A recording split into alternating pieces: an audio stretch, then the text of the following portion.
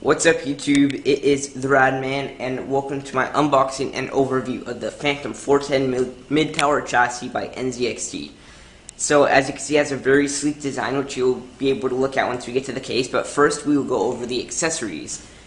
These two thumb screws came out of these two side panels so that way it's easier to open. You have a manual, various screws, standoffs, zip ties, and a product booklet that has like their power supplies and CPU cords, as you can see. So let's go over to the actual unit itself. As you can see, we got the black version. We were hoping we were going to get the white, but the box is deceiving, so we'll work with it. You can see that has a very sleek design with this point that goes all the way across the top and the front. And you can, at the bottom here, you see that there's a pre-installed 120mm fan. Right above it, you can install another 120mm fan, which I will show you in a minute. Right here, you press this button in. It's a little bit sticky. It just depends on how well you use it to see your 3, 5 1/4 inch drive bays. But it's really easy to close. It's just a little bit hard to open. Now we're going to the top of the case, which if the camera person can get a good angle. Okay, you can see right here is the power button. It's that big one right there. That is a reset button. It's a little bit hard to get to, but that's good. In case if you accidentally hit it, it's flush, so that way you won't accidentally hit it, and so it won't screw anything up. And on the other side, this is where we have all of our front panel connectors, or in this case, top panel connectors. You have your headphone port, microphone port, 2 USB 2, 2 USB 3, and a 3-speed fan control, which is very helpful. So there's low, medium, and high speeds. Since we're over here, we'll just go all the way around the case. We have a flat metal panel for the back side, and on the back over here, you can see that you have your 120mm fan, which is pre-installed, a I/O cutout, 7 expansion slots, and a standard bottom-mounted power supply. And you also have a little bit more honeycomb ventilation and some water cooling grommets or cabling grommets. Now let's actually look at the back side first. The back side panel, just a thumb screw. See, it's just flush, doesn't flex at all. And this is what the back looks like. There are actually 25mm of space, which is plenty of room. As you can see, with all these pre-installed cables that are all bunched up right against each other, they could still fit it in.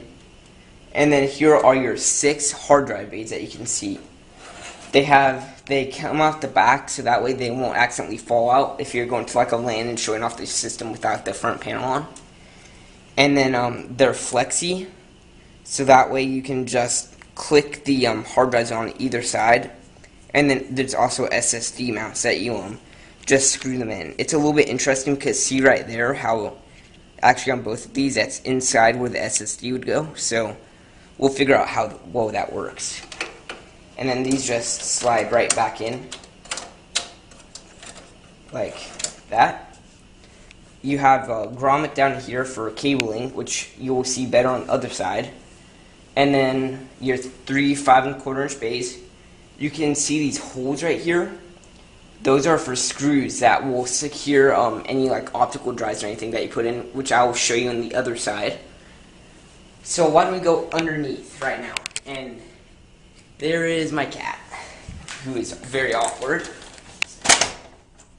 As you can see, you have your panels and your current pre-installed fan. You can install another 120mm fan, or you can have one 140mm, but to get the best airflow, I'd go with 2 of these, 2 120mm fans. And on the top, it's also removable. Both of these pieces are plastic, the rest is steel, I believe. You have a pre-installed 140mm fan right here, and then you can have room for another 140, or you could go with 2 120s, or any variation of the two.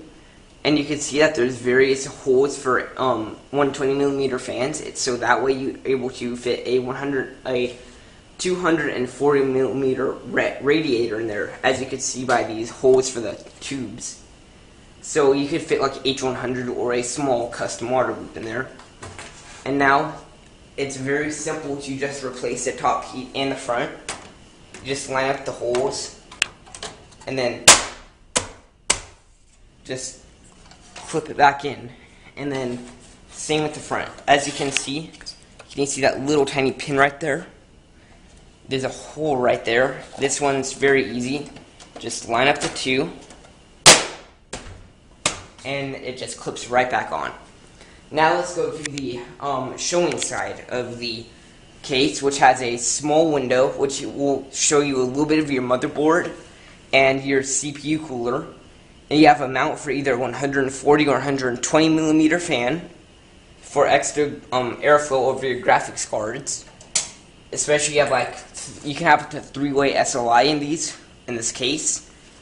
So that's where it would be beneficial.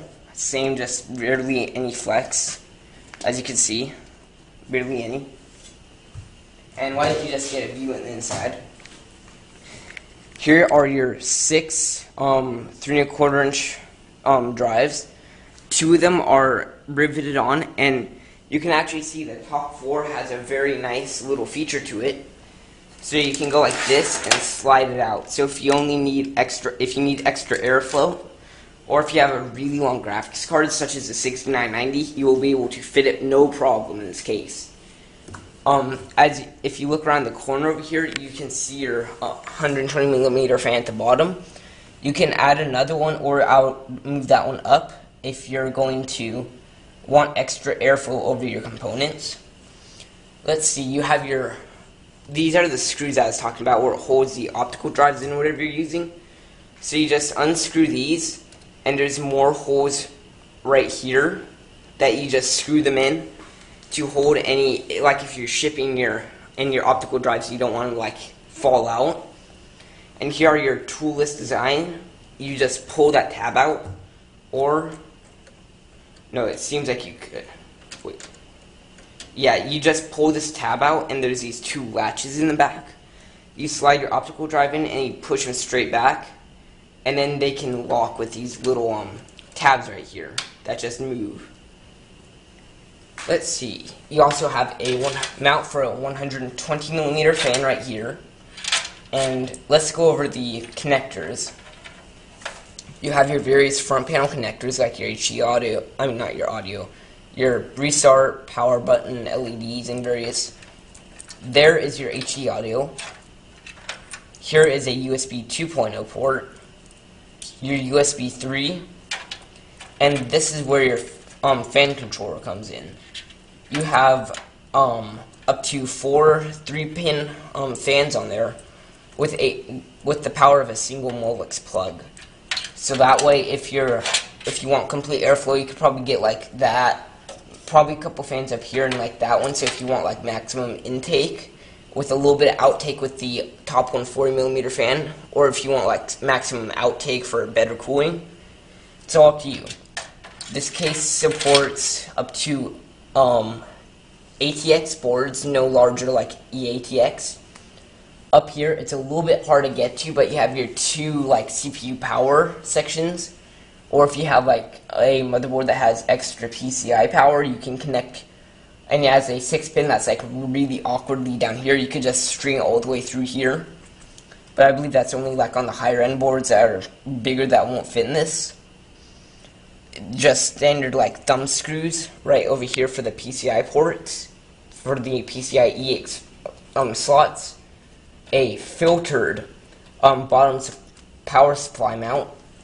The rest of the fans don't seem to be filtered, but I will show you in a future video on a very, very cheap way to filter fans, which will look very nice. Well, it's not for looks, but it will filter very well, and it's very cheap if you don't want to go out and spend like $3 each fan filter. As you can see, this just clicks right back in if you push these together. And here is a very interesting part. It's also incorporated into their Switch 820 or 810. There's a mount right here that can fit either 120 or 140 millimeter fan, and it's able to actually be angled like towards your graphics card, so you get more. If you have multiple graphics cards, you'll get more airflow between them. Or you could angle it up towards your like motherboard components and CPU for extra airflow there. So it's all like up dependent to you if you want to even add that. But I believe that's it for all of these for this case. So hope you enjoyed it. Remember, oh wait, there's one thing. I was gonna show you these on the other side. Here are all the grommets. There's one super big one and then two smaller ones. As you can see, it can hold a lot of cables through one. And that's it for my unboxing overview of the Phantom 410 mid-tower chassis by NZXT. Hope you enjoyed, and see you later. Remember to like, comment, and subscribe.